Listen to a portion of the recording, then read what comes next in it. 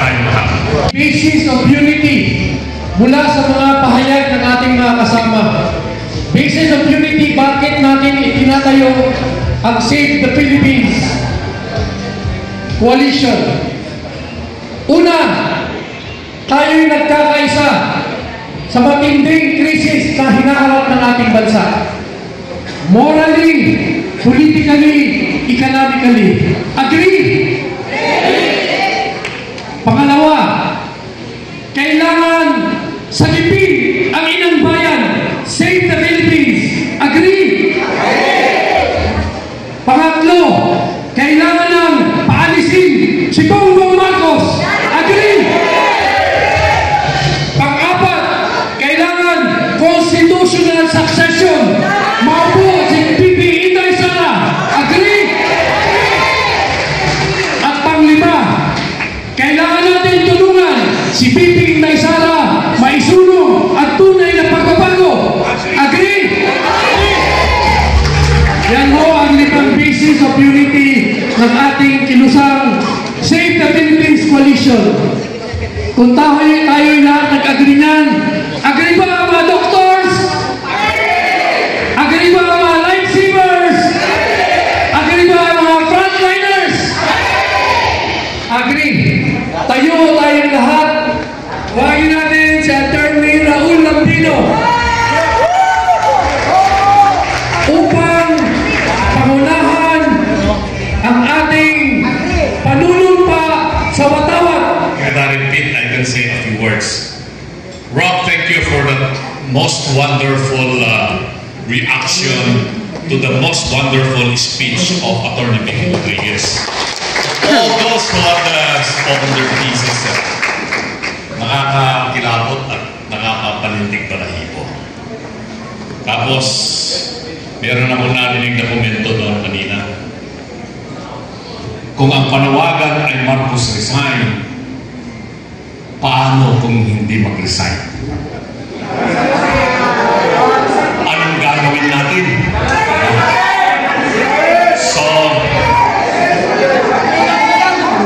meron bang constitutional basis na hindi tayo ma-charge ng sedition kung ang isigaw natin ay hindi Marcos resign? Kasi sinabi na ni Attorney Vic kanina yung constitutional basis, Article 7, Section 8 ng ating saligang batas, binanggit yung mga iba't ibang instances na pwedeng magpalit ng Pangulo ng Pilipinas.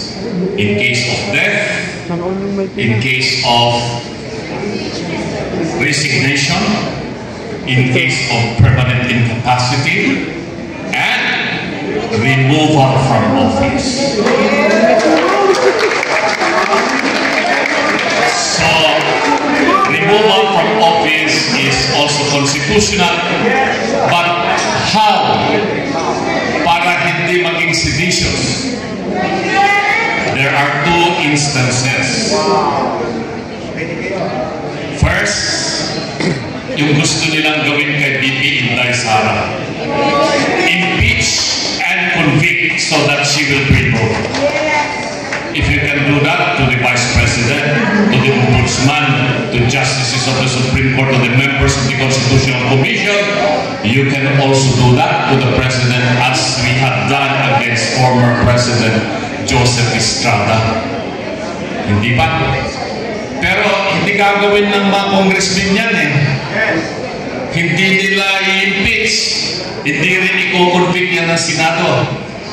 Kamali ng timing kasi si Ronald Verdema napaaga, no? Dapat sana naupo muna yung tatlong congressmen na Duterte yung party list at ngayon sana pwedeng mag-file ng impeachment. So that's one. The other is under the provision of Article 7, Section 11. At binanggit ni Attorney Vic kanina yung Section 12, which is somehow corollary to the provision of Section 11. Ano ito? Ito yung una, if the President, kung if he is of sound mind, will declare that he is temporarily incapacitated, then he will write the Senate and the House of his incapacity. Pero gagawin ba niya yun? Or perhaps he can, because Rob just said, we trust God. And if God's hands will play, he might write the Senate President and the Speaker of the House saying that he is incapacitated, and the Vice President becomes acting President. Hindi ba, Congressman Mike? Then he can make bawi. Sabi niya, no, I am now capacitated, so he can take back. But there is also another instance.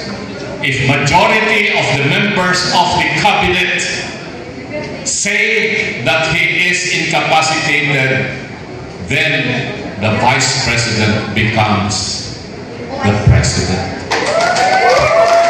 So, sabi ng mga kasama ko sa table kanina, pwede ba, Attorney Lambino, sigaw muna natin, Marcos resign, Marcos resign. Sabi ko, okay yun. Kasi, 3 weeks ago, yung UPI, ayaw nilang magbanggit ng Marcos resign. Hindi ba?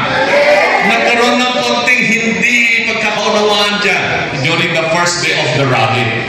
Maisog and the reforma ng Pilipinas were in Liwasang Bonifacio, but you were already shouting, Marcos resign. And now, with the coalition of Save the Philippines, kasama na dyan ang Maisog, ang UPI, ang Reforma Pilipinas, PDP Laban, and all the other sectoral organizations, everyone agreed that the narrative now of this group is Marcos resign.